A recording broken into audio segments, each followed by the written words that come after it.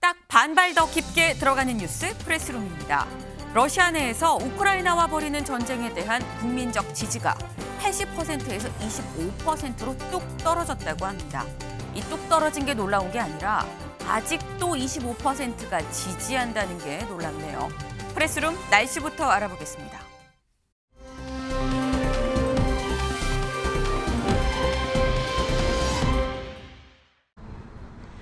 네, 오후 3시 이 시간 볼에 닿는 공기가 정말 차갑습니다. 오늘 아침은 더 추웠죠. 서울의 아침 체감 기온은 영하 11도를 넘어서며 한 주 시작 매서운 동장군과 함께 출발했습니다. 낮이 되자 영상 2도 가까이 올랐지만 체감 추위는 여전히 영하권을 보이며 춥습니다. 내일까지 평년 기온을 밑돌겠고요. 모레부터는 서울의 낮 기온 8도 안팎까지 오르며 추위가 조금은 누그러질 것으로 보입니다. 내일과 모레 아침 사이 중부 중심으로는 비와 눈 소식 들어 있습니다. 경기 남부와 충청, 전북 북부 지역에 1에서 3cm의 눈 또는 5mm 미만의 비 예보니까요. 이들 지역에 계신 분들은 내일 작은 우산 하나 챙기시는 게 좋겠습니다. 이렇게 눈비 소식이 있다 하더라도 적은 양에 그쳐 대기의 건조함이 날로 더해가고 있는데요. 동해안을 따라서는 건조경보가, 그 밖에 동쪽 지역과 서울 등 전국 내륙 일부 지역에는 건조주의보가 발효 중입니다. 화재 위험이 커 불씨 관리 잘 해주셔야겠습니다. 이번 주 구름 많거나 맑은 날이 잦겠고요. 내일을 제외하고 주 후반까지는 아침 기온 0도 안팎, 낮 기온 8도 안팎으로 예년 이맘때 수준의 겨울 추위만 나타나겠습니다. 네, 오늘 프레스룸 날씨에는 이렇게 계란빵을 준비했습니다. 겨울에 먹으면 참 마음이 따뜻해지는 그런 겨울 간식이 있으니까요. 여러분도 따뜻한 겨울 나시기 바랍니다. 지금까지 프레스룸 날씨 MBN 날씨 박선아였습니다.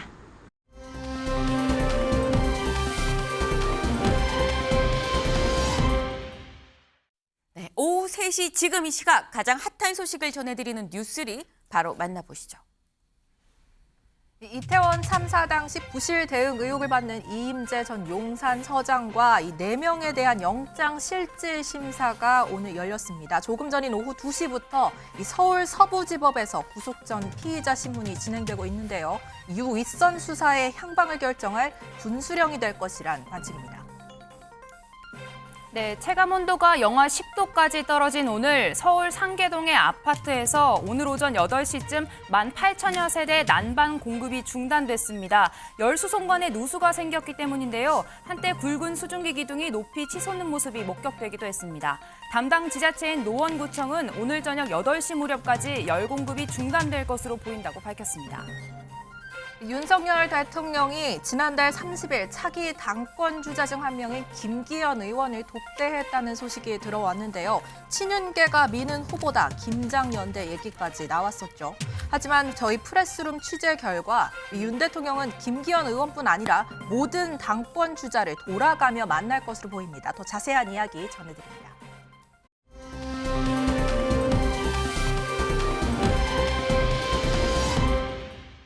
큐시트웨이 바로 시작해 보도록 하겠습니다. 오늘 첫 번째 소식 민지숙 기자가 준비했네요. 네, 첫 번째 아이템 제목은요. 서훈 구속에 문재인 또 입장. 자산 꺾여입니다. 네, 지난주 장장 10시간이 넘는 영장 심사 끝에 서훈 전 청와대 국가안보실장이 구속됐습니다. 이 서해 공무원 피격 사건 관련이었는데 네. 지난주 영장 심사를 하루 앞두고 문재인 대통령이 직접 도를 넘지 말라 이렇게 입장을 밝힌 소식까지 저희가 전해드렸죠. 맞아요. 네, 그런데 서 전 실장 구속이 확정되자 어제 문 전 대통령 또다시 입장문을 SNS에 냈습니다. 네, 앞서 김대중, 노무현, 문재인 정부의 모든 대북 협상에 참여했던 최고의 전략가로 네. 이런 신뢰의 자산을 꺾어버리다니 너무 안타깝다 이런 심정을 전했습니다. 네, 오늘 오후 2시부터 국회 외교통일위원회 전체 회의가 열리고 있는데요. 네. 이 자리에서 아직까지 이 서해 피격 사건 관련된 언급은 나오지 않고 있다고 합니다. 네. 아직까지 뭐 관련 언급은 현재 이 열리고 있는 외통위에서 없긴 하다고 합니다. 하지만 어쨌거나 지금 주말 동안 내내 이게 굉장히 이슈였습니다. 근데 민지숙 기자, 이 서해 공무원 피격 사건 관련해서 사실 서훈 전 실장이 처음 구속된 건 아니잖아요? 맞습니다. 앞서 이 서욱 전 국방부 장관, 네. 김홍희 전 해경청장 모두 구속됐었죠. 네. 하지만 이 모두 이 구속적부심 절차를 통해서 풀려났습니다. 상당히 이례적이라 이 서훈 전 실장 영장 발부 가능성도 낮다 이런 관측까지 나왔었는데 결국 구속된 서 전 실장 어제 불구속 수사가 필요하다며 이 구속적부심 청구 방안 검토 중이다 이렇게 밝혔습니다. 지금 이 시각엔 구속 상태로 처음 검찰 조사를 받고 있는데요. 네. 첩보 삭제 지시, 사건 은폐 등의 혐의를 받는 만큼 이 네. 부분에 대해 집중적으로 조사를 받을 것으로 보입니다. 지금 이 현재 구속 상태로 지금 이 시각 오후 3시 25분을 좀 넘어가고 있는데 지금 이 서훈 전 실장이 이제 검찰 조사를 받고 있다고 합니다. 근데 뭐 서훈 전 실장의 구속 자체도 굉장히 좀 고위급이라서 이목이 쏠리긴 했습니다만 사실 여기에 문재인 전 대통령이 거듭 또 입장을 내면서 굉장히 또 더더욱 이목이 쏠릴 수밖에 없는 상황이 됐죠. 근데 이수아 기자, 네. 문재인 전 대통령 말고 또 다른 사람 굉장히 오랜만에 정치 관련 얘기를 또 한 사람이 있더라고요. 네, 지금 미국에 체류 중이죠. 이낙연 전 대표가 오랜만에 입을 열었습니다. 문정부 초대 국무총리였기 때문에 또 명분도 맞았던 것 같고요. 네. 이 전 대표는 이 국가의 국내외 역량을 훼손하는 오판이라면서 이 문정부의 한반도 평화 프로세스를 지우고 있는 현 정부의 난폭한 처사라고 수위를 높여서 비판했습니다. 여기에 더해서요, 윤건영 민주당 의원도 이 검찰의 구속 뒤에 대통령실이 있는 거 아니냐라는 의혹까지 제기했는데요. 윤 의원 얘기 듣고 오시죠. 그 배후에는 대통령실이 있는 걸로 보여지는 거고요. 그리고 서해 공무원 사건뿐만이 아니라 문재인 정부에 있었던 전방위적인 사건들에 대해서 지금 검찰이 수사를 하고 있습니다. 하루가 멀다 하고 문재인 정부 사람들을 조사하고 압수수색을 하고 있습니다. 아시다시피 윤석열 정부는 검찰 공화국이지 않습니까? 검찰의 주요 인사들이 요직을 장악하고 있고 대통령은 마치 검찰총장처럼 행동하고 있습니다. 그런 상황에서 검찰의 하나하나의 이 과정과 행동들이 용산 대통령실과 아무런 사전 조율 없이 했겠느냐. 네, 국민의힘은 계속해서 목소리를 내고 있는 이 문재인 전 대통령에 대한 비판을 계속하고 있는데요. 이 자신이 서해 공무원 피격 사건의 최종 책임자임을 망각한 전형적인 유체 이탈 화법을 보이고 있다. 이 평론가 모드로 교묘히 책임을 회피할 심산이었다면 더욱 무책임하다, 금도를 넘지 말라라고 경고하는 취지였습니다. 네, 지금 문재인 전 대통령의 지금 저 멀리 미국에 가 있는 이낙연 전 대표까지 입장을 냈습니다. 윤영걸 대표님. 네. 지금 뭐 전직 대통령, 전 대권 주자, 뭐 전 당대표기도 하죠. 근데 이렇게나 다 같이 민주당 쪽에서 굉장히 좀 크게 반발을 하는 이유를 뭐라고 봐야 될까요?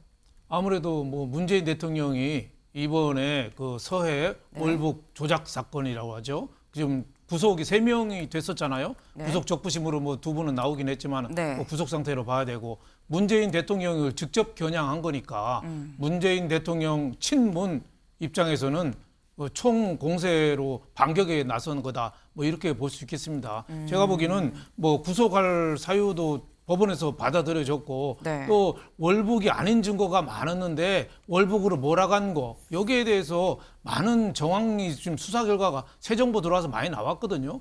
여기에서 좀 검찰 수사나 재판 과정을 좀 지켜봐야지 저걸 뭐 정치 보복이다 또 이낙연 전 대표는 뭐 난폭한 처사다 뭐 이렇게 했는데 그거는 뭐 저는 좋지 않은 걸로 이렇게 봅니다. 그 제일 중요한 거는 이낙연 전 대표 같은 경우는 이제 올 봄에 내년 봄에 정계 복귀를 좀 앞두고 있잖아요. 네. 지금 친문에 대표 주자가 없거든요. 네. 그래서 정계 복귀를 앞두고 친문을 끌어들이는 그런 입장에서 말을 한 거 아니냐 뭐 이렇게 봅니다. 네, 지금 이 윤영걸 대표님의 얘기는 어쨌거나 지금 이 검찰의 이번 수사가 문재인 전 대통령을 결국 직접 겨냥했다고 민주당은 보는 거 아니겠느냐라고 말씀을 주셨습니다. 김지숙 기자. 네. 실제로 지금 가장 큰 관심사는 그래서 검찰의 이 다음 수사는 문재인 전 대통령을 향하는 것이냐라는 데 있거든요. 맞습니다. 네, 일단 서 전 실장과 거의 같은 혐의 받고 있는 박지원 전 국정원장 소환이 먼저일 것 같습니다. 네. 그러면 이게 이뤄진 다음 수순으로 이 문재인 전 대통령까지 이제 검찰의 수사가 갈 것이냐 네. 이러한 전망이 나오고는 있는데요. 네. 하지만 앞서 이 검찰총장이 직접 나서서 상대가 이 전직 대통령인 만큼 수사의 신중과 뭐 절제를 기하고 있다 네. 이렇게 발언을 했고 이 수사팀 국민의힘도 아직까지 문 전 대통령에 대해서 어떤 소환 계획을 잡고 있지는 않는 것으로 전해졌습니다. 김준일 대표님. 네. 지금 일단 뭐 문재인 전 대통령에 대해서 뭐 직접 소환한다거나 조사할 계획이 없다고 검찰은 지금 밝혔습니다. 그런데 만약에 뭐 박지원 전 원장이나 서훈 전 실장이나 기소할 때 공소장에 뭐 문재인 전 대통령의 뭐 공모 뭐 이런 식으로 들어갈 수도 있는 거 아닙니까? 어떻게 보세요? 그렇게 들어갈 수도 있죠. 그런데 지금 이 최근에 나온 여러 가지 말들, 시그널들을 지금 좀 잘못 이해하고 있는 분들이 좀 있는 것 같아서 설명을 드리면은 네. 지금 검찰의 입장은 문재인 대통령까지 가는 것에 대해서 너무 부담스러워요. 왜냐하면 이게 노무현 트라우마가 있거든요. 이 역풍을 맞은 적이 있기 때문에 네. 오히려 문재인 대통령을 건드리지 않겠다라는 기조고 그래서 그 서훈 구속영장에도 네. 문재인 이름이 빠진 거예요. 아예. 최대 책임자라고 그랬었죠. 그리고 문재인 대통령은 오히려 나를 수사하라는 겁니다, 지금. 이 스탠스가 뭐냐면은 이 보고는 내가 최종적으로 승인한 거다라고 해서 나를 건드려 이렇게 사실 네. 나오는 이런 상황이에요. 그러니까 오히려 반대로 됐다. 그래서 국민의힘이 뭐 문재인 대통령이 책임을 회피하려고 한다. 이거는 그냥 정치적 수사인 거지. 사실은 네. 문재인 대통령이 저렇게 세게 나오는 이유에 대해서 알 겁니다. 그러니까 이게 오히려 뭐 말씀하신 대로 그게 이제 분수령이 되긴 할 텐데 네. 검찰이 쉽게 문재인 대통령 건드리면은 이게 정치적인 것을 검찰도 고려를 할 수밖에 없기 때문에 만만치 않을 거예요. 그 부분은 좀 지켜보면 이제 답이 나올 겁니다. 지금 검찰도 문재인 전 대통령을 직접 조사하고 이 수사하는 데는 굉장히 지금 후폭풍이 염려가 될 수밖에 없는 상황이라는 말씀을 또 주셨습니다.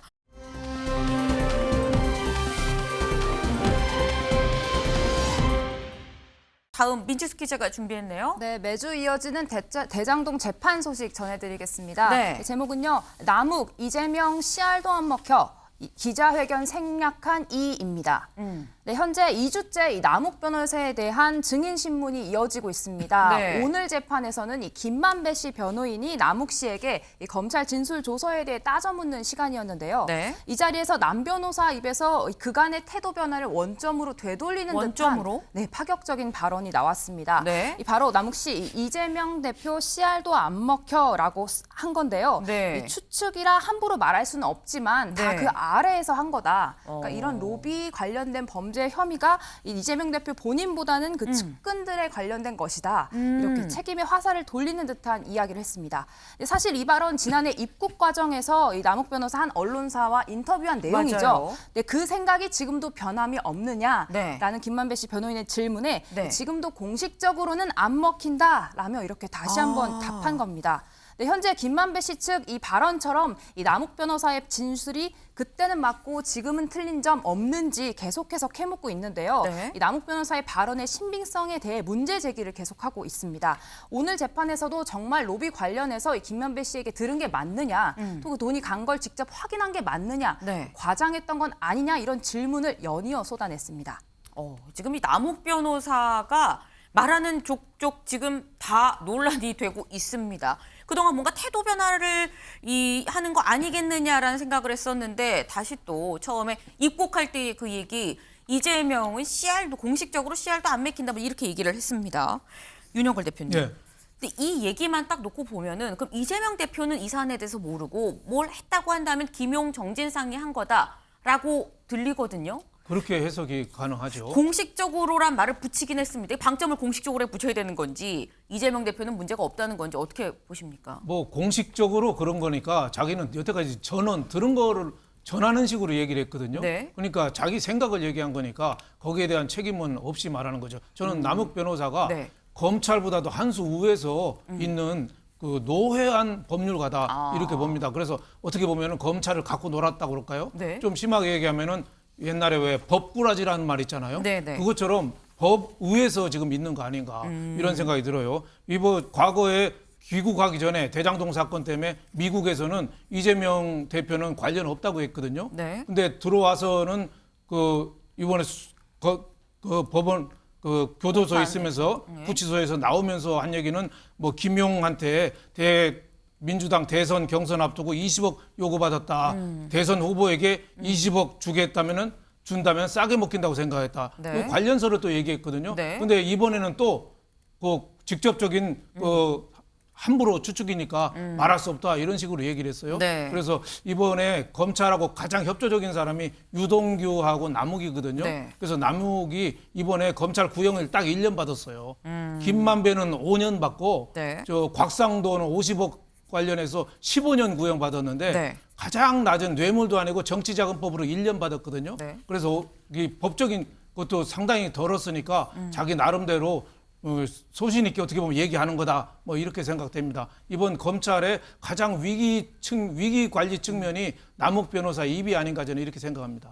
지금 이 남욱 변호사에 대해서 법꾸라지가 아니겠느냐, 지금 검찰 위에 있다, 뭐 이런 말씀까지 지금 주셨습니다. 근데 그러면서 하신 말씀이 지금 검찰에 가장 좀 호의적으로 얘기를 하는 게 유동규 전 본부장과 남욱 변호사다. 라고 지금 두 사람을 언급을 주셨는데, 이수아 기자.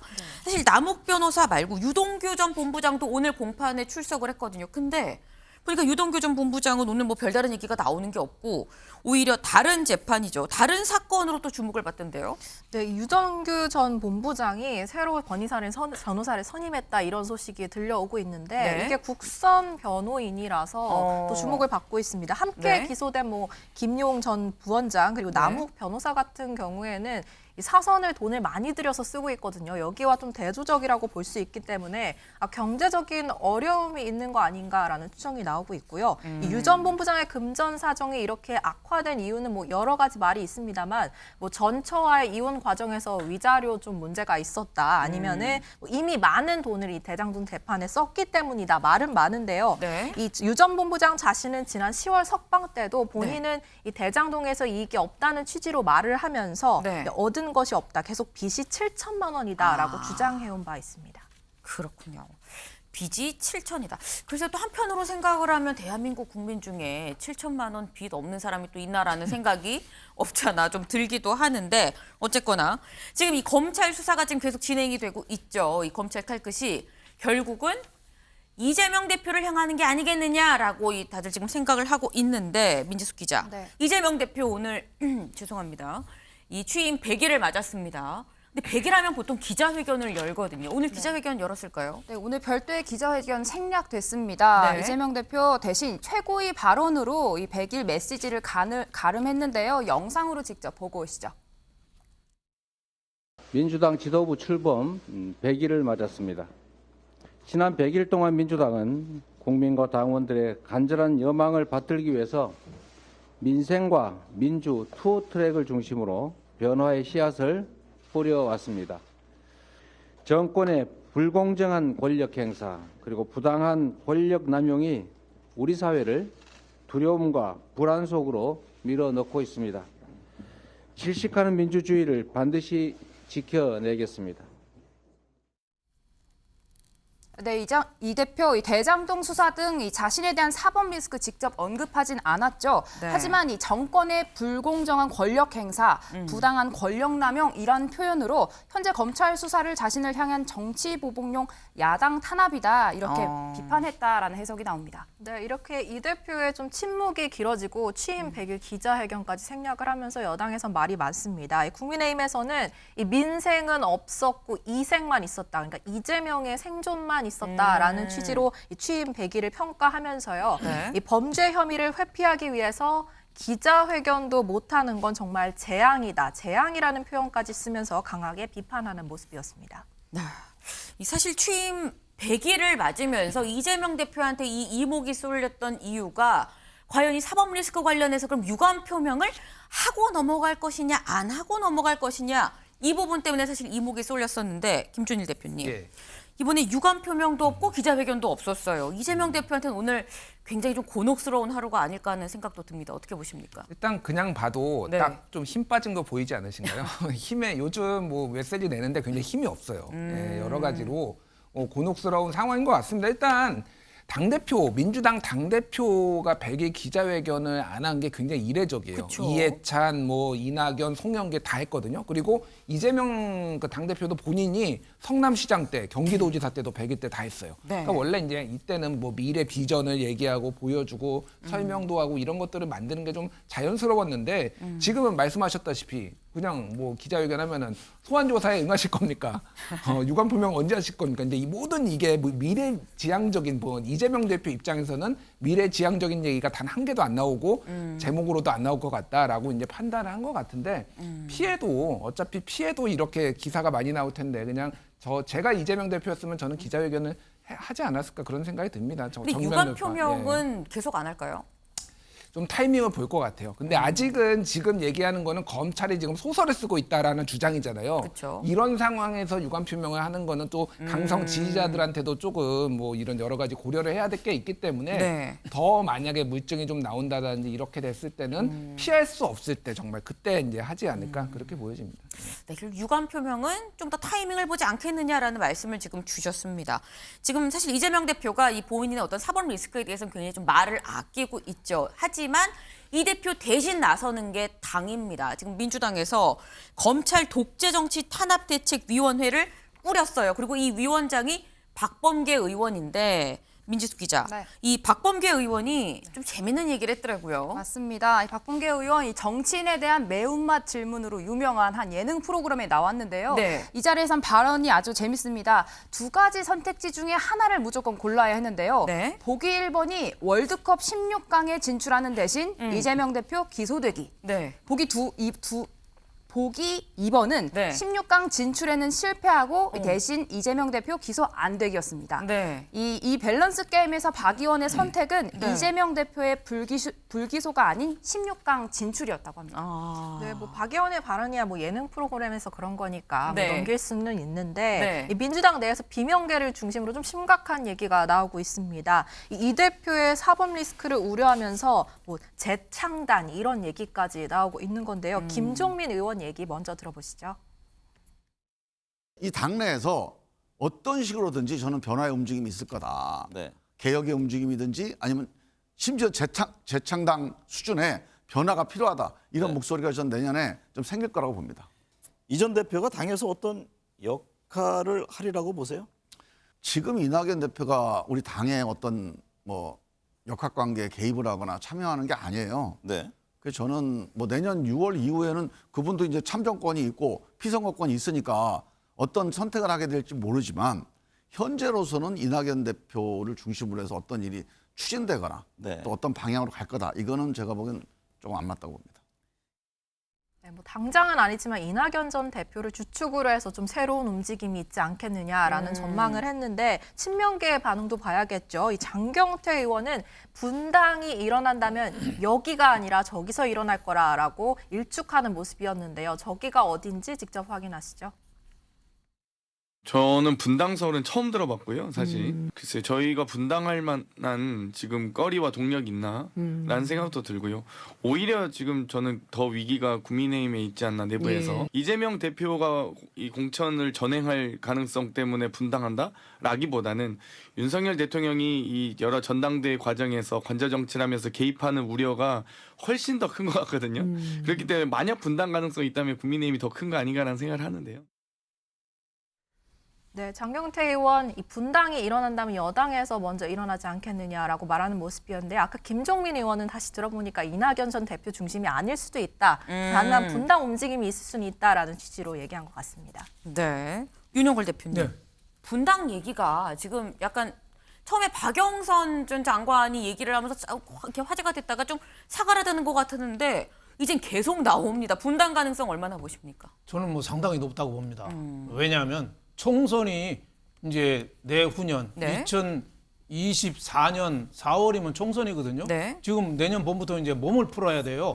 새로운 깃발을 들고서 네. 나서야 되거든요. 네. 그러니까 총선이 없으면 분당도 안 될 겁니다. 하지만은 지금 야당이 지금 169석 거대 야당을 네. 민주당에 몰아줬어요. 네. 근데 지금 경제나 정치나 모든 게 잘 안 되고 있잖아요. 그러면 네. 책임을 묻는 거죠. 또 하나 이재명 대표가 여러 가지 사법 대장동이라든지 성남FC 선거법 위반 여러 가지 사법 리스크가 있잖아요. 그래서 그걸 어떻게 극복이 잘 될 건가 여기에 대한 좀 회의가 많은 거죠. 다만 이제 분당이 어려운 이유 하나는 네.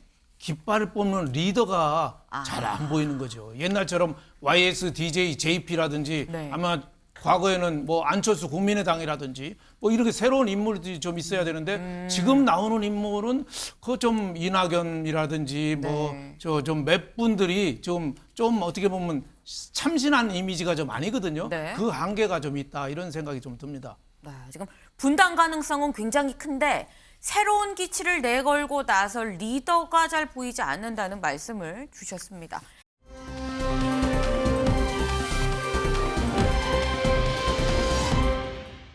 다음은 이수아 기자가 준비했죠. 네, 국민의힘 당내 소식도 같이 알아보겠습니다. 네. 제목은요, 윤 당권 주자 면접, 윤심 방향박은입니다. 네. 최근 여당 지도부와 만찬을 가졌죠, 윤 대통령. 그런데 이후에 뭐 주호영 원내대표와도 한 차례 더 독대를 가졌다 이런 소식까지 저희가 전해드렸던 것 같아요. 네. 그런데 이 독대가 있었던 같은 날, 지난달 30일이죠. 이날 윤 대통령이 주 원내대표만 만난 게 아니었습니다. 김기현 의원과의 만찬을 이어서 가졌다라는 소식이 추가로 전해졌는데요. 네. 지난달 30일 김 의원과 관저에서 만났다고 합니다. 이 친윤계 특히 장제원 의원과 뭐 김기현 의원이 힘을 모으기로 자기 당권에서 이미 얘기가 나왔다. 뭐 김장연대 얘기도 맞아요. 있었고 이런 가운데서 이 만찬 얘기가 나왔기 때문에 아무래도 윤 대통령과 김 의원이 차기 당권 관련해서 어떤 대화를 나눈 거 아니냐 뭐 이런 추측들이 나오고 있습니다. 아니 그러면 윤심은 김기현 의원이라고 봐야 되는 거예요? 아직은 좀 단정하기 어려울 것 같은 게요. 네. 저희가 안에 소식을 좀 들어봤습니다. 네. 뉴스리에서 예고해 드렸는데 한 여권 관계자에 따르면은 이 주호영 원내대표와 같은 날 만난 건 맞는 것 같은데 네. 이 윤 대통령이 김기현 의원뿐만 아니라 네. 앞으로 이 차기 당권 주자들, 당권에 도전하겠다라고 말한 사람들을 모두 돌아가면서 한 번씩 다 부를 것이다. 뭐 이런 얘기가 나왔습니다. 여권 관계자 발이고 네. 그러니까 아직은 뭐 최종 윤심이 김기현 의원으로 굳혀졌다라고 네. 말하기는 좀 시기상조인 부분이 없지 않은 것 같고요. 네. 이 주호영 원내대표 얘기를 들어보면 또 딱 들어맞는 게 윤 네. 대통령을 벌써 2번이나 만나고 왔는데도 주호영 원내대표 이렇게 말하기도 했습니다. 듣고 오시죠. 이런 분 중에서 총선을 승리로 이끌 사람이 누구냐 이제 이런 고민이 있는 것이고 민주당이 이재명 대표 이외에 최고위원 전원이 수도권 출신입니다. 수도권 출신인데 지역구 의석의 절반이 수도권에 있는 상황에서 수도권 대책이 되는 대표여야 한다. 첫째. 그 다음에 MZ세대에 인기 있는 대표여야 한다. 그 다음에 휘둘리지 않고 공천을 안정적으로 해야 된다. 이 조건을 놓고 보면 이걸 맞추는 사람이 누가 있느냐 이런 의문이 있어서 다들 성에 차지 않아 합니다. 네, 결국 한마디로 누구 하나 마음에 드는 사람이 없다 이건데요. 네. 이 말에 직접 아니, 한숨을 쉬고 그래요, 민수 기자. 당권 주자가 워낙 많기 때문에 네. 이 말에 직접 이해 당사자라고 볼 수 있는 당권 주자들이 입을 열었습니다. 네. 김기현 의원 어제 SNS에 수도권 출신이어야 총선을 이길 수 있다는 주장은 지양해야 한다 라며 자신의 어떤 기반 지역에 대해 방어하는 듯한 이야기를 꺼냈고요. 네. 지난주 저희 프레스룸에도 나왔었죠. 윤상현 의원도 주 원내대표의 성에 차지 않는 저도 성에 찰 때까지 더 노력하겠다라며 이 당권에 대한 의지를 드러냈습니다. 네. 김준일 대표님. 예. 지금 윤 대통령이 뭐 다 돌아가면서 볼 것 같으면 당권 주자 뭐 면접 보는 거 아니냐라고 사실 생각이 될 수도 있거든요.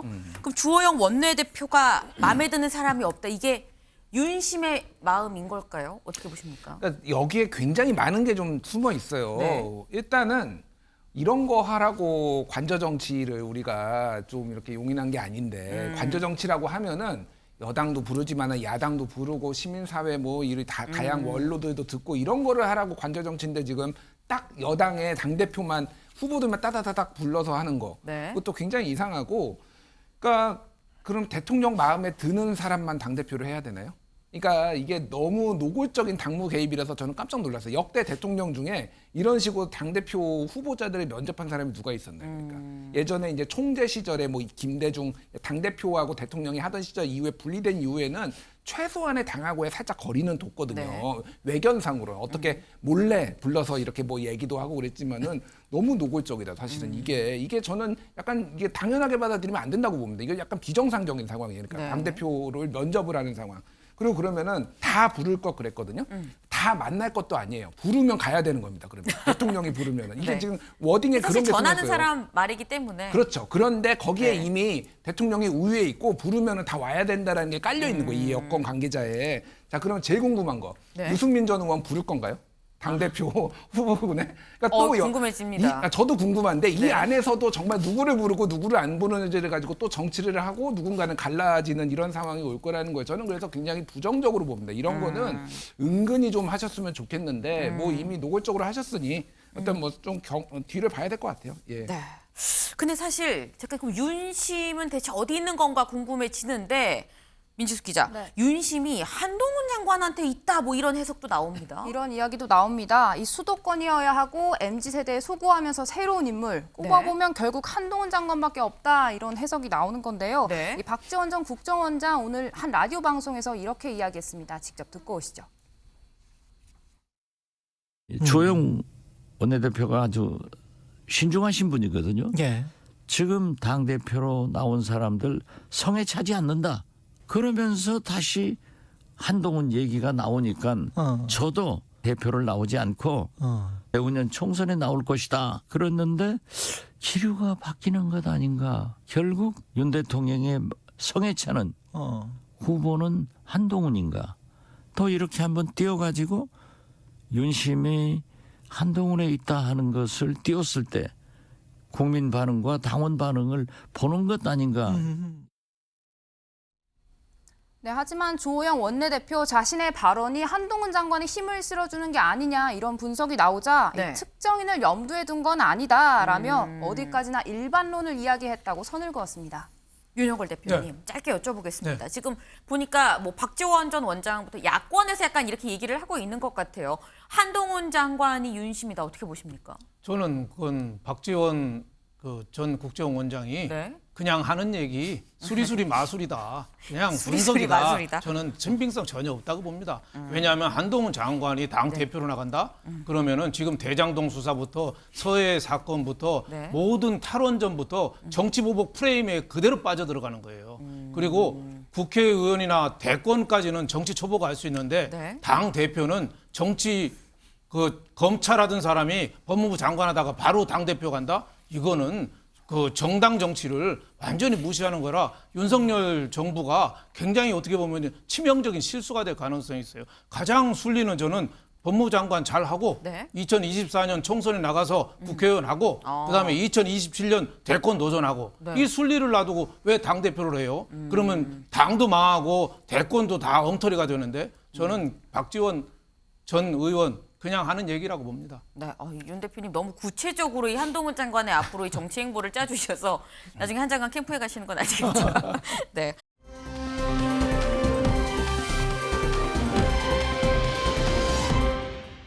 다음 민지숙 기자가 준비했죠? 네, 이번엔 파업 관련 소식 준비했습니다. 파업 12일째 윤석열 북핵 위협과 마찬가지입니다.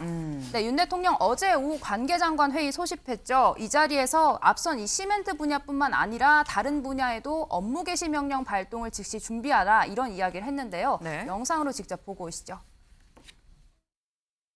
자신들의 이익을 위해 다른 사람의 자유를 빼앗고 경제 전체를 화물연대는 지금 볼모로 잡고 있습니다.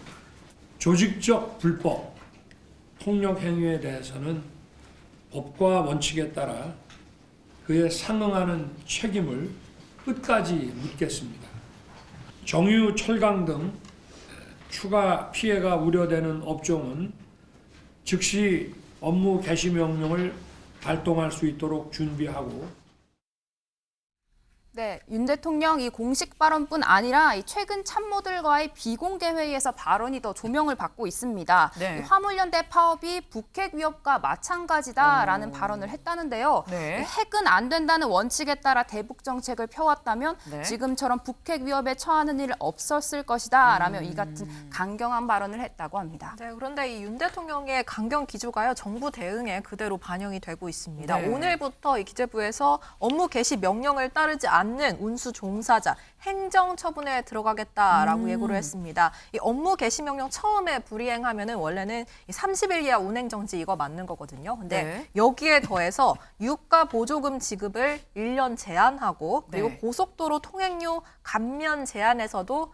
대상에서도 1년간 제외하기로 했습니다. 추가 불이익을 주겠다는 얘기고요. 네. 그리고 정상적인 운송을 하고 있는 차주, 그러니까 이 집행 명령에 이게 응하고 있는 차주에게 뭐 네. 문자, 전화 협박을 하거나 뭐 진입로를 통제한다든가 뭐 이런 식의 방해 행위를 할 경우에는 네. 이 화물운송 종사 자격 취소 조치를 할 수 있습니다. 그렇게 되면 2년 동안 다시는 이걸 재취득을 못 하거든요. 굉장히 네. 타격이 큰 부분이라고 할 수 있습니다. 이런 행정 조치뿐 아니라 네. 이 경력을 최대한 동원해서 네. 뭐 법적 처리까지 하겠다 이런 방침까지 밝혔습니다. 이제 굉장히 강경합니다. 김준일 대표님. 예. 그런데 지금 보니까 법 개정도 지금 하겠다라고 하는 거거든요. 근데 법을 개정한다는 거는 장기화도 생각을 하는 걸까요? 이 파업이? 일단 절대 타협할 수 없다 뭐 이런 의지를 보여주는 것 같아요. 그래서 네. 뭐 유류 보조금에 안 주네 이런 것부터 해서 모든 수단을 동원하겠다라는 건데 네. 그러니까 저는 법과 원칙도 중요한데 이제 정부나 대통령은 갈등의 최후 조정자이자 국정을 책임지는 분이잖아요. 그러니까 예를 들면 이런 겁니다. 저번에 조선업의 하청업체들이 파업을 했잖아요. 네. 그 이후에 이제 수사에 막 들어갔어요. 근데 네. 조선업이 지금 난리가 났습니다. 사람이 부족해가지고. 그러니까 안 가요 아무도. 왜냐하면은 20년 용접 노동자가 200만 원밖에 못 받는데 임금 안 올려주면 안 가는 거예요. 그러니까 지금 베트남에서 들여오네 아는데 지금 배 뭐 약속한 거를 지금 납품 단가도 기일도 못 맞춰서 지금 배상하게 생긴 상황이에요. 제가 말씀드리는 거는 눈앞에 당장 정부의 승리가 보이는 것 같아도 이게 어떤 식으로 부메랑이 돼서 돌아올지 모른다라는 겁니다. 이게 다 해결이 되는 게 아니에요. 복귀한다고 해서. 왜냐하면은 이 뭐 다단계 지입구조, 5단계로 돼 있는 이 지입구조 이런 걸로 중간에서 착취당하는 이런 임금 문제를 해결하지 않으면은 네. 또 벌어질 수밖에 없는 거니까 강경한 것도 좋지만은 결국은 어떤 거로 이거를 문제를 해결할지에 대해서도 비전을 보여줘야지 정부가 제대로 된 일을 하는 거다 이렇게 말씀드리겠습니다. 지금 강경한 것뿐만이 아니라 근본적인 이 원인 해결을 위해서도 좀 신경을 써야 되지 않겠느냐라는 말씀을 주셨습니다. 지금 정부 입장을 보면 강경해도 보통 강경한 게 아닙니다. 지금 뭐 장기화까지 법 개정을 얘기를 한다는 건 뭐 원천 차단하겠다는 이런 생각인 것 같은데, 근데 이수아 기자, 굉장히 약간 험악한 약간 이런 분위기에서 지금 파업에 동참하지 않는 화물차에 쇠구슬을 쏜 사람들이 또 잡혔던데요. 네, 쇠구슬을 쏜 조합은 1명이 구속이 됐고 이제 네. 나머지는 이제 불구속 상태인데요. 네. 이 피해 화물 차량의 블랙박스를 경찰이 공개를 했습니다. 보면은 이 맞은편에서 화물연대 승합차가 다가오니까 유리창이 탁 깨지는 소리가 나면서 네. 이렇게 운전자가 옆으로 피하는 모습을 볼 수 있고 여기에 더해서 지금 보고 계신 영상이 뭐냐면요. 네. 이 경찰 수사 중에 인근 도로에서 네. 이 피의자 조합원이 새총 쏘기를 연습하는 듯한 그런 CCTV 모습이 잡혔습니다. 네. 그리고 이 사람들 3분 간격으로 2대의 차량에 이런 쇠구슬 테러를 했는데요. 네. 운전기사의 안전을 위협하는 부분이라서 상당히 우려가 됩니다. 굉장히 위협하죠. 이 쇠구슬을 쏘면 사실 이 큰 차가 어디로 튈지 알 수가 없는 그런 상황인데 굉장히 위험합니다. 있어서는 안 되는 건데 지금 일단 정부가 계속 강경하게 강경 일변도로 지금 대응을 하고 있죠. 근데 이수아 기자, 이게 지금 12일째거든요. 효과가 있는 겁니까? 일단은 보니까 시멘트 운송량은 좀 회복세에 접어들었다고 합니다. 다행이죠. 이 평년 대비 80% 수준으로 돌아왔다. 뭐 이런 통계가 나왔고요. 네. 이 업무 개시 명령서를 받은 운송기사들의 답변도 보면은 264명 중에 175명은 복귀하겠다. 아니면은 이미 복귀를 했다라는 응답이 왔다고 합니다. 복귀하지 않겠다라는 강경 의사를 밝힌 기사는 10명에 불과했다고 통계상 나오고 있습니다. 하지만 이 정유업계 피해는 계속되고 있는 중인데요. 네. 어제 오후 기준으로 보면은 이 휘발유가 품절된 것이 73곳, 그리고 경유가 품절된 것이 10곳, 휘발유, 경유가 다 품절된 곳이 5곳이나 됐습니다. 이외에도 철강업계 역시 출고에 좀 어려움을 겪고 있는데요. 지금까지 물량이 나가지 못하고 적재된 정도가 1조 원 정도의 물량이라고 전해지고 있습니다. 사실 그렇기 때문에 지금 뭐 정유 철강에 대해서도 업무 개시 명령을 좀 하겠다라고 지금 얘기를 하는 것 같은데 민지숙 기자, 네. 화물연대는 뭐라고 합니까? 네, 화물연대 어제 윤 대통령 관계장관 회의 직후에 윤 대통령이 말하는 이 법과 원칙이란 정부에만 편리하고 자의적인 기준이다 이런 성명서를 냈는데요. 네. 여기에 오늘은 이 행정법원에 업무 개시 명령 취소 소송까지 냈습니다. 또 지난 주말에 서울과 부산에서 이 민노총 대규모 집회 있었죠. 네. 바로 내일은 전국 동시 총파업도 예고되어 있는 상태입니다. 네, 화물연대 주변에도 좀 적극적으로 요청을 하고 있는데요. 네. 대표적으로 이 민주노총과 공공운수노조가 네. 지난달 28일에 국제노동기구에 좀 정부 개입을 해달라라는 네. 요청을 넣었고 이걸 ILO가 좀 받아들였다고 합니다. 네. 이 민노총 측에 이 귀하가 제기한 문제에 대해서 정부에 개입했다라는 취지의 서한을 보냈고 이걸 민노총 측이 공개를 했는데요. 네. 이 정부는 노사 간의 문제가 제기되면은 당연히 해야 할 일을 지금은 노동기구가 한 수준이다라면서 당연히 하기 위한 확인 절차다라는 부분을 강조하고 있습니다. 이 ILO가 정부에 보낸 공문 내용은 아직까지는 공개되지는 않았습니다. 뿐만 아니라 화물연대는 인권위에도 좀 네. 정부에 얘기를 해달라라고 호소를 하고 있는데요. 네. 이 기본권을 침해한다는 겁니다. 업무 개시 명령이. 그래서 그 부분에 대해서 좀 철회를 권고하는 의견 표명을 해달라라고 요청한 것으로 전해지고 있습니다.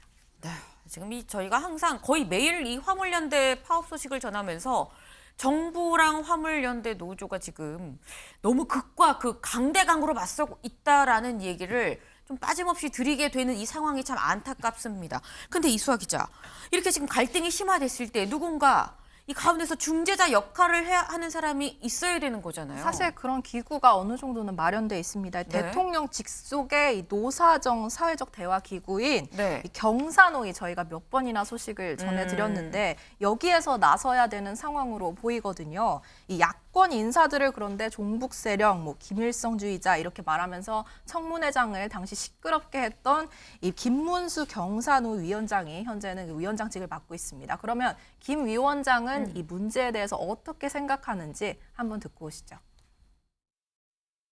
그 문제가 있기 때문에 이렇게 계속 지금 시끄럽고 국민이 불편하고 국가 경제가 어렵게 된 거 아니겠습니까? 이제 어떻게 앞으로 잘 해결해 나가느냐, 대화냐, 아니면 이렇게 운송 거부와 업무 개시 이런 강대강이냐, 대화로 해결할 수 있으면 가장 바람직하겠죠. 유체 이탈식으로 말씀하지 마시고요. 왜냐하면 대화를 지금 좀 추구를 하셔야 되는 분이잖아요. 대화를 했습니다. 저는 대화를 하고 있고요. 누구랑 대화를 하고 계세요?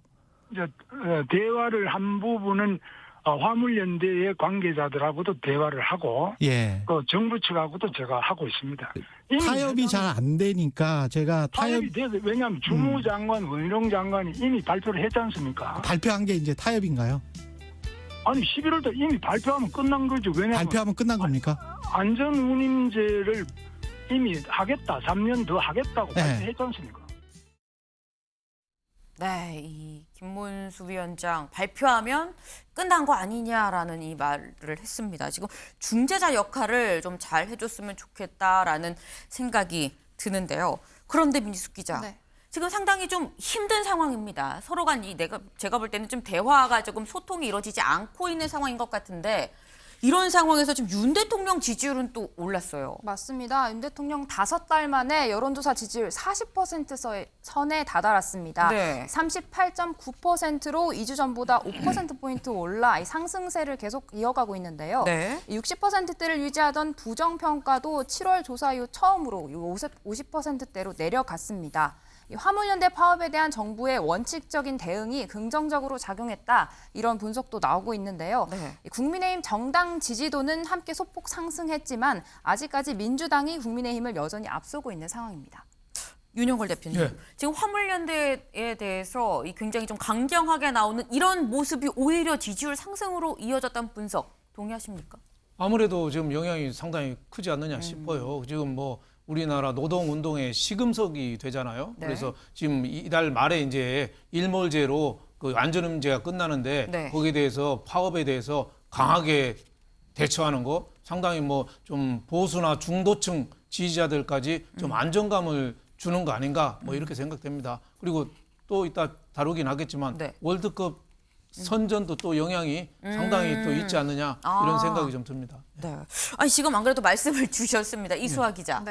우리나라가 월드컵에서 지금 선전하고 있는 지금 이런 상황이 지지율에 반영된 건 아닐까 하는 궁금증이 저도 있었거든요. 네, 그러니까 일종의 저희가 말하기를 국뽕 효과라고 있죠. 이 국가에 대한 이런 자긍심이 차오르면 네. 뭐 대통령의 지지율도 올라간다, 뭐 이런 가설이 있었는데 실제로 이게 반영이 되는 정부도 있었고 전혀 효과가 없었던 정부도 있습니다. 그래요? 저희가 사례를 좀 찾아봤는데 네. 이명박 전 대통령 그리고 문재인 전 대통령 때는요, 각각 뭐 올림픽에서 우리나라가 랭킹 7위를 한다거나 네. 아니면 평창 올림픽을 개최하면서 실제로 그 기간 좀 지지율이 오르는 모습을 저희가 볼 수 있습니다. 지금 보고 계시죠. 그런데 네. 이 박근혜 전 대통령의 경우는 효과를 못 봤습니다. 이 리우 올림픽이 2016년에 열렸는데도 불구하고 오히려 지지율이 네. 좀 하락하는 모습이었는데 이게 국정농단이 터지기 직전에 좀 박 전 대통령이 우병우 당시 수석을 우호하는 게 아닌가 뭐 이런 의혹이 있었거든요. 그래서 이 부분에 묻히면서 결국은 효과를 보지 못했다 뭐 이런 분석도 있습니다. 뭐 이 월드컵에서 선전한다고 꼭 대통령 뭐 그 정당 이 여권 지지율이 올라가는 건 아니라는 이수아 기자의 설명이 있었습니다.